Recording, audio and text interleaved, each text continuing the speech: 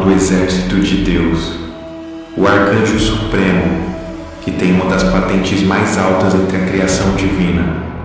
Só com isso já dá para imaginar o quanto esse ser celestial é durão, responsável até mesmo por ter expulsado Satanás e seus anjos de uma grande batalha no céu. Aquele que literalmente é chamado para resolver o problema, quando o assunto é usar a força contra o reino das trevas. Tendo uma enorme participação e uma grande responsabilidade nos acontecimentos finais do Apocalipse e fim dos tempos, ele é muito importante para o povo de Deus, como uma espécie de guardião de Israel.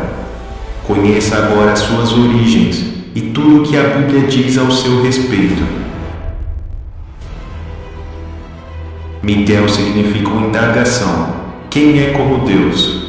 Já a palavra arcanjo tem o significado de líder dos anjos, o primeiro, ou seja, é a definição de um cargo de liderança. E isso fez os cristãos terem a imagem de um guerreiro relacionado a ele. Apesar da palavra arcanjo ter sido mencionada poucas vezes na Bíblia, ela foi usada no sentido singular, dando a entender indiretamente que só existe um total. Porém, criamos um pouco de dúvida ao sustentar essa ideia, quando lemos uma passagem no livro de Daniel, que classifica Miguel como um dos príncipes supremos, como se ele estivesse no meio de outros anjos que teriam esse mesmo patamar de alto nível. Portanto, não podemos afirmar com total certeza quantos arcanjos existem, e se existem mais, já que não houve nenhuma outra referência na Bíblia. Seguindo a ordem cronológica, a primeira participação de Miguel se teve na batalha responsável por derrotar Satanás e os anjos caídos, em um confronto que ficou conhecido como a Grande Rebelião. Porém, sabemos que esse conflito de larga escala aconteceu no céu, e que nessa ocasião Satanás se transformou em um enorme dragão, convencendo a terça parte dos anjos a lutarem ao seu lado. Foi literalmente uma guerra civil, e como resultado da sua derrota, Satanás foi banido e lançado sobre a terra. Mas graças à ajuda de Miguel e seu exército, que escolheram continuar em total submissão ao Senhor. E esse não foi o único enfrentamento entre esses dois seres sobrenaturais.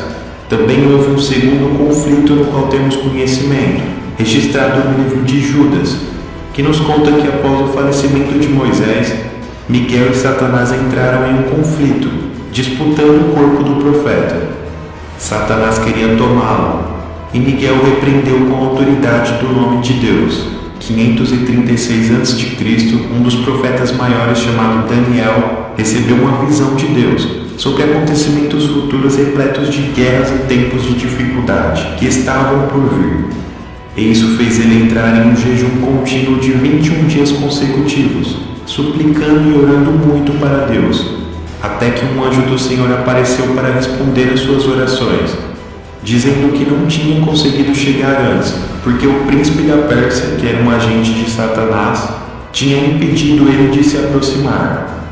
Porém, com a ajuda do arcanjo Miguel, que entrou naquela batalha espiritual, ele conseguiu chegar até ali. Naquele mesmo diálogo, o anjo afirma que Miguel terá um papel importante no fim dos tempos. Porém, não fica claro sobre o que seria, já que o anjo não dá muitos detalhes sobre isso. Mas podemos ter uma ideia através do livro de 1 Tessalonicenses, que faz uma menção à palavra arcanjo e que podemos supor estar se referindo a ele. Alguns grupos religiosos atuais relacionam a figura do arcanjo Miguel com a de Jesus Cristo, os classificando como sendo a mesma pessoa, o mesmo ser ou a mesma divindade, no sentido de teofania. Mas o fato é que Miguel aparece tão pouco na Bíblia e temos tão poucas menções ao seu respeito nas Escrituras que fica impossível encontrar uma associação clara para isso.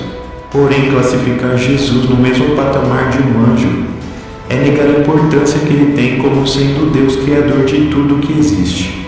Se Deus criou os anjos, e se Jesus é um anjo, então Deus criou Jesus. Isso seria negar o que as Escrituras Sagradas nos ensinam. Deus não criou Jesus, Deus é Jesus, e Jesus é o Verbo que sempre existiu. Uma coisa é certa, a Bíblia proíbe a adoração a anjos.